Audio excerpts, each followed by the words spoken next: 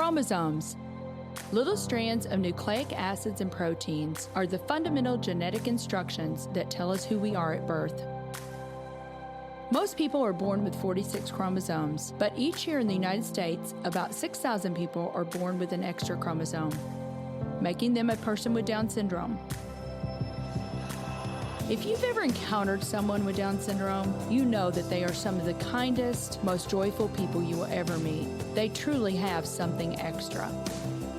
My name is Lisa Nichols, and I have spent the last 24 years as both the CEO of Technology Partners and as the mother to Allie. Allie has something extra in every sense of the word. I have been blessed to be by her side as she impacts everyone she meets. Through these two important roles as CEO and mother to Allie, I have witnessed countless life lessons that have fundamentally changed the way I look at the world. While you may not have an extra chromosome, every leader has something extra that defines who you are. Join me as I explore the something extra in leaders from all walks of life and discover how that difference in each of them has made a difference in their companies, their families, their communities, and in themselves.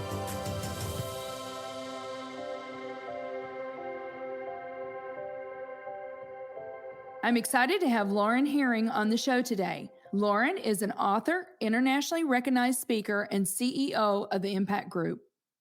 So Lauren, I am so excited that we could make this happen. We could be on the show today. You and I have known each other for a long time now, and our paths have crossed in so many different ways. So thank you so much for making the time. Thank you, Lisa. I'm excited to be on. What's really kind of funny when I think about you, Lauren, is I met your mom, Laura, first. Yep. And it was at a Festival of Trees celebration, a fundraiser. And I remember she and I started talking and she said, "Do you know my daughter, Lauren?" And I said, "No, I've never met your daughter." She goes, "You two need to know each other." I said, "Oh, I'd love to meet your daughter."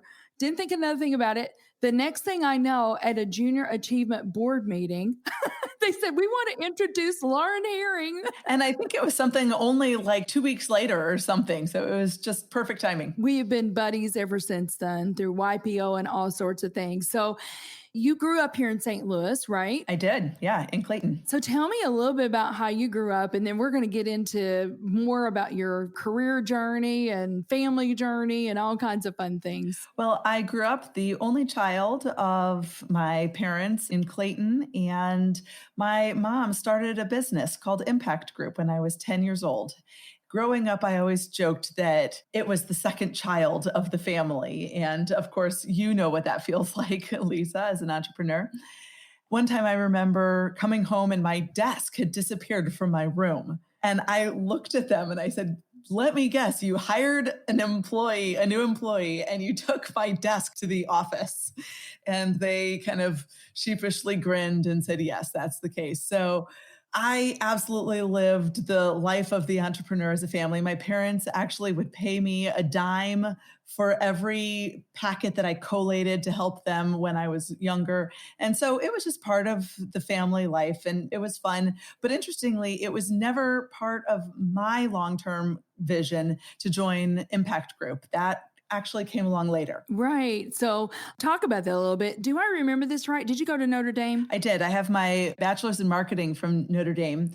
And I took a year off after college actually to do service work down in Puerto Rico. So I was helping people start small businesses and get access to microfunding in Puerto Rico, and just loved every minute of it. It was an opportunity for me to live internationally, which I had a passion for, as well as really work on my Spanish. Yeah, I remember you telling that story, and you were helping with economic development. You loved it. You loved what you were doing, right? And thought that that was probably what you were going to do. And then your mom had what I call a life interruption. Yes. So I came back to St. Louis in 2001 after hearing that she had just been diagnosed with breast cancer. And fortunately, she is better today and doing well. But it was definitely a life interruption at the time. And it caused me to pause and say, what do I want to really be focused on here? And I came back to St. Louis and helped out. So the name of the company is Impact Group. So I think you maybe started in marketing. You were probably just doing whatever, filling gaps, right, Lauren? Just whatever you could do at the time to just help, right? Right. I came back in 2001. So it was at the height of the .com bust then. And so I was trying to figure out my next step. And being in St. Louis, working at the family business, I just started on projects really. And then before I knew it, I was enjoying the work. I liked the people I was working with. I liked being with family. And gosh, St. Louis was a lot more exciting than I remembered it. So it was only a few months before I decided to stay. And I started as an account manager once I became permanent. So I was helping with some of our smaller accounts and then eventually took on a marketing role, then took on an operational leadership role until the last 5 years before I took over for leadership of the organization. I actually led our international business development efforts. So, both from a selling perspective as well as hiring team members, starting up new entities outside the US. It was such a challenge and so much fun.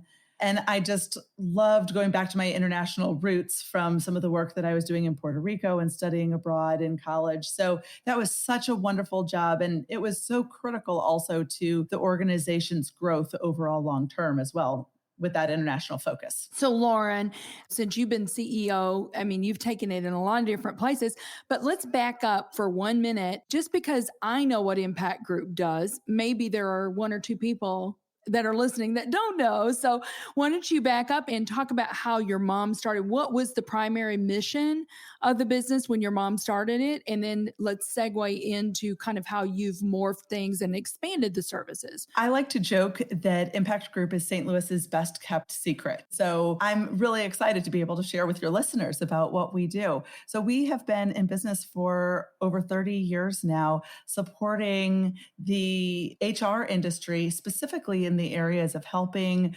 corporations with the career development needs in their employees. The main areas that we focus on are corporate relocation, outplacement, and leadership development. So when my mom founded the company back in 1988, we were solely focused on helping companies relocate with their employees. So what I mean by that is we would specifically work with the individual employees and their families in coming initially into St. Louis and then really everywhere, and help the family integrate with the new area, really critically to the success of the relocation, help the spouse find employment in the new area. So we have been providing career coaching since 1988, and then we have morphed that into eventually building an outplacement practice, which means that when someone is laid off, we are providing career coaching to an individual as part of the severance package. And so the company helps them find their next opportunity.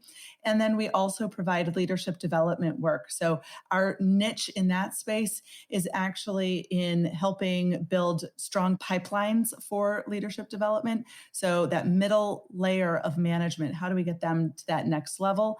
And women in leadership. As a women-owned business, that is a passion of mine. Mm-hmm. I know, you and I have talked a lot about that.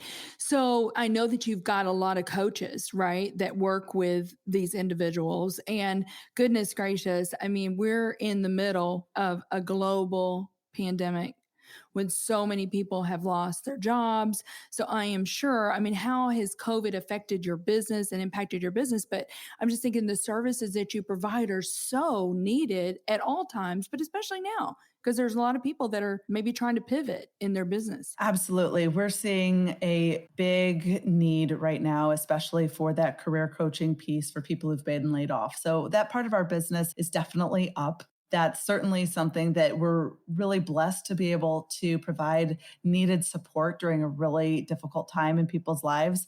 As you can imagine, the relocation part of our business is down significantly because people are just staying put. The other piece is that relocation is really tied to hiring. So that's pulled back a little bit. So that part is down. But we are staying very busy right now and focused on what we can do to make people's lives better during this difficult time with getting them back to work. Yeah. And I know that that's your mission. You want to make a difference. You want to empower people to make lives better. And employment is the cornerstone, isn't it? Yeah, our mission is to make a positive impact on the lives we touch. And then the other piece to that I feel really strongly about is our vision, which is we build a better world by empowering people to find and grow great careers. And like what you were saying a minute ago about that career piece being so important to people's lives, it's been proven by Gallup research that the number one driver of happiness worldwide is a good job. And the fact that we get to help people find and grow great careers means so much to how people see themselves. They go home and they're better parents, they're better spouses. So I truly believe that we are able to do our part in building a better world through the work that we do. I could not agree with you more. So, you and I have talked a lot about women in leadership, and there's not as many, women CEOs. And I know, Lauren, that you never really aspired necessarily to be a CEO. But what would you say to young girls that are possibly listening and they're like, I would like to be a CEO one day? Or do you have a few words of wisdom for them? The key for young girls, I think, is first of all, just recognizing that they can do anything. And then if you decide that you do want to be in corporate America or in some sort of a business or frankly, any type of job that you want to grow in and be super successful at, I focus on three main pillars that we proclaim at Impact Group are key to women in leadership. Those are corporate visibility, personal effectiveness, and business acumen. So, what I mean by that is corporate visibility is about who you know. Making sure that you're connecting with people that can positively impact your career is really key because those are going to be the people that are going to keep their eyes open for the next opportunity for you. And as we all know, the majority of jobs are found through networking purposes. So, whether you're in a job or looking for a job, that piece is really key. Personal effectiveness. You need to do a good job at your day job. And then business acumen. Do you understand how the business makes money? Do you understand how the business operates and what the key things are that drive success? And if you can focus on those three areas, that will put you heads up above the others out there. Great words of advice. Well, we're going to take a quick break and we'll be back with Lauren Herring. Let's face it, the future is mobile. There's a good chance that you are listening to this show right now on your phone. Have you explored how you can move your business mobile too? Our mobile apps team at Technology Partners makes it their mission to move our clients into the hands of their employees and customers and change their business processes to meet the demands of their users. Let's work together and build a dynamic mobile app for your team. Go to tpi.co/mobile apps and get the conversation started about how we can help you get your new application off the ground. Lauren, one of the things that you and I have talked about a lot is the giving back. And I know that goodness gracious, you and I sit on JA together. We're in YPO. You're on the RCGA board. We both love Connections to Success with Kathy and Brad Lambert. Why do you think that's important? Why is giving back even important? Giving back is just core to who I am. Our family mission growing up was to make a positive difference on the lives we touch. That has translated into the work we do at Impact Group. I grew up going on mission trips with my church. So it was natural for me, even right after college, to go and do a year of service. Beyond that, as I've grown in my career, I feel like I have so many gifts, both financially as well as in the work that we do at Impact Group, that I want to just make sure to give back to build a better world here in St. Louis and to help others. Well, here's the thing. Lauren is a mom, a wife, a community leader, the CEO of Impact Group. There's a lot of things, and there's a lot of women out there, aren't there? I call them plate spinners. And baby Luca's about 4 months old. I mean, you probably have a little bit to say about that now. And, we kind of talked about morning routines and taking care of yourself.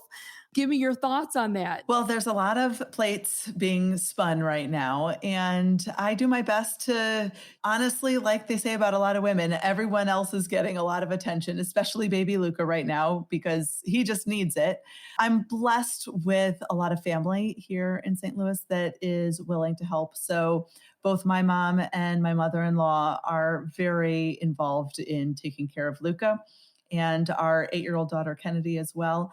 And the other thing that I really put out there to women is when you're choosing your spouse, and I had a lot of time to think about choosing a spouse. I was about 38 when I got married. It's just so important to really be thinking about, is this person going to be a life partner through the ups and the downs and the challenges when things are busy?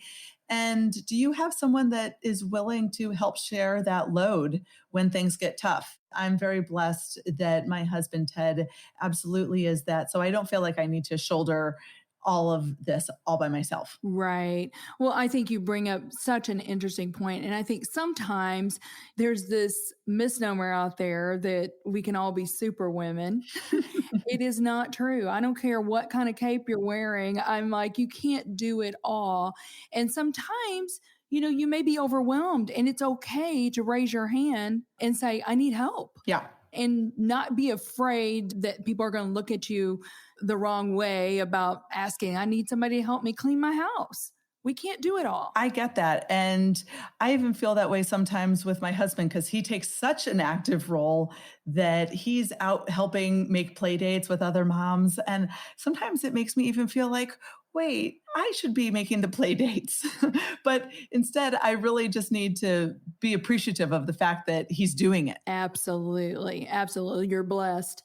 Well, you've got something really exciting coming up, and I want you to have the time to talk to our listeners about this amazing new book. Now, you're not new to authoring. You've got other books, and you can talk about those, but you've got a new book coming out, and it is so apropos, I believe, for where we are. And you couldn't have planned that any better. Exactly. I have been writing for about the last year and a half a book that is called Take Control of Your Job Search: 10 Emotions You Must Master to Land the Job.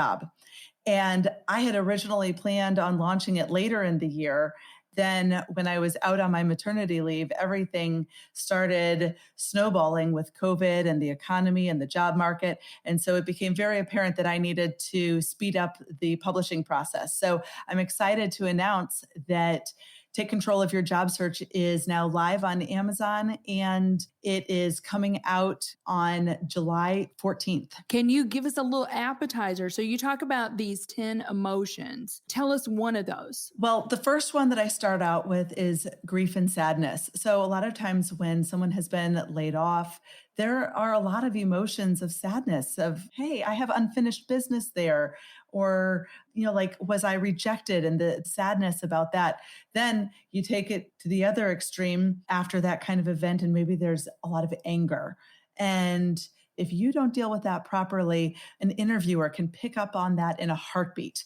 Or same thing, fear. One of the things that helped me realize the importance of dealing with the emotions during the job search is I was having a networking meeting with a high-level individual here in St. Louis, and he was almost manic in his actions, telling me everything that he had done, all the spreadsheets, all the PowerPoints, and it was like he was just sending so much energy my way that instead of actually making him seem competent and powerful and strong, it was coming across like fear was driving his search. He was just doing action, action, action, but not really being as thoughtful about what needed to happen. Wow. I'm telling you, everybody needs to go out and get that, because even if you have not been laid off, just being prepared, and we all probably know somebody. So I'm thinking I want it because I want to be a better coach for somebody else. Well, not only that, but you hit the nail on the head. To be a better coach, I actually include in the book a guide for the spouses, partners, ministers, you name it. If you're supporting someone looking for a job, there's actually a resource in this book that can support you. Wonderful, wonderful. Can't wait to read it.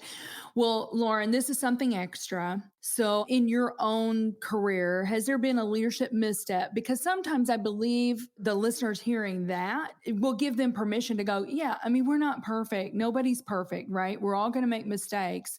The big question is, are we going to learn from those mistakes? But did you have a misstep in your leadership journey? Yes. If I were to go back and do one thing differently about the transition of leadership between myself and my mom, I would ask more questions. I would listen more. I think as leaders, especially if you're transitioning into a new role, but any situation that requires leadership, asking more questions, listening more, not jumping to conclusions, not wanting to show how smart you are and that you have all the answers. Or in this case, I, as a young CEO, wanted to prove that I had all the answers.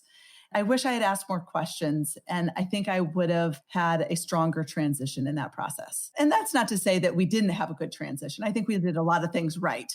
But that was something that I've looked back on and thought that's a learning opportunity. Great words of advice. Well, what do you believe, Lauren, is something extra that every leader needs? In this time when our world is so challenged in the age of COVID and the issues with social justice, I feel like we need more humanity in our world and in our leadership. And Impact Group, we have a leadership program we call High Impact Leadership. And one of the things that we talk about is how all of us are people first and employees second.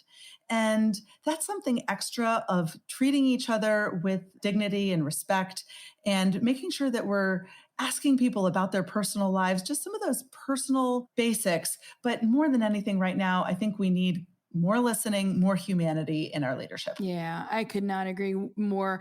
I had read something where you had talked about that, and you said, just a great leading question when you are talking to somebody is, how are you doing? Just basic. It's very basic, right? But don't just jump into the work situation and the challenge or whatever it is that you're talking about, but just get to know that person as a person, because you're right. We're people. People make up organizations. We're not robots. We're not a piece of machinery. So great, great advice. Well, Lauren, obviously your new book is coming out. It's released on the 14th, but you can pre-order now.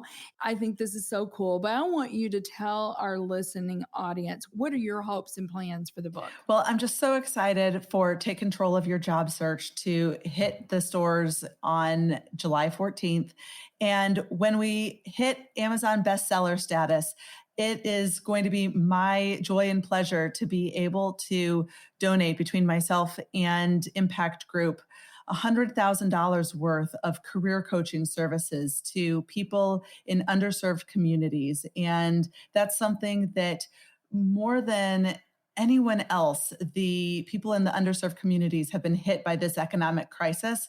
And so we want to be able to give back in that way and support those individuals, especially in St. Louis, where we've had our share of challenges on that front. Right. I love that. Well, thank you so much. There you go again. So help us reach bestseller status. Absolutely. But Lauren, I just think about your heart, and there you go again, just giving back. So we appreciate you. St. Louis is lucky to have you. Thank you. Thank you so much for making the time to be on the show today. Thank you, Lisa.